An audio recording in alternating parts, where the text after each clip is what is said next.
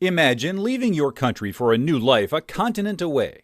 That was the beginning of human resource management. It was a time of new beginnings. But think for a moment. Life as these individuals knew it was about to change. Generations beyond them would either prosper or suffer. Let's step into a time capsule and become a part of the Smith family. For years to come, Smith family members would be influenced by colonization, unionization, the Industrial Revolution, piecework, and management as we know it. In its early development, human resource management was more commonly known as labor relations, or as a specific personnel department within a company. Born from the volatile early years of labor rights and safety concerns in the 1900s, these disciplines were the forerunner of today's human resource practices. Modern human resources, or HR, is the group of people within an organization that deals with issues related to employees in the workplace. These include issues related to benefits, leave, safety, hiring, training, wages, performance, and conduct. Several major events in our history influenced the development of labor relations and personnel departments into modern-day HR. Let's look into a few of the more substantial game changers. In the New World, settlers from Europe included mostly indentured servants, convicts, and slaves.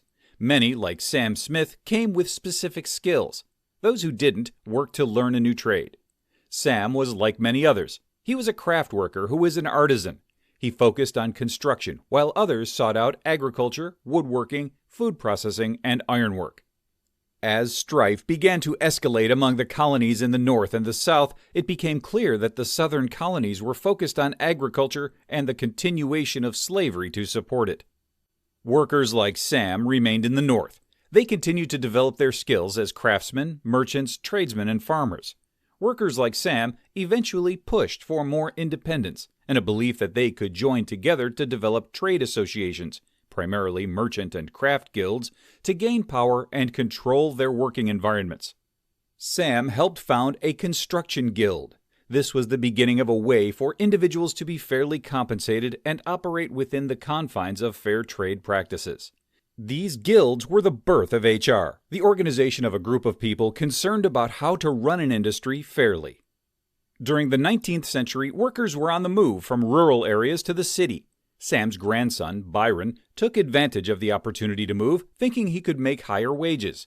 It was the age of industrialization, and the creation of factories soared. Labor strife resulted from increased hours, high demand for output, minimal focus on safety, and low compensation. Workers were not taken care of when they were injured, and there wasn't any support system for the families of those killed while working. Byron was badly injured in a construction accident and struggled financially. After he recovered, he decided to become part of the labor movement. With little government interference, workers like Byron decided to make working conditions better by going on strike. They wanted better working conditions and children out of the labor force. By the beginning of the 20th century, Byron and his colleagues were starting to gain ground through increased union membership. New laws and safety reforms created a demand for industrial relations specialists, those who could balance the standards of worker safety with a company's need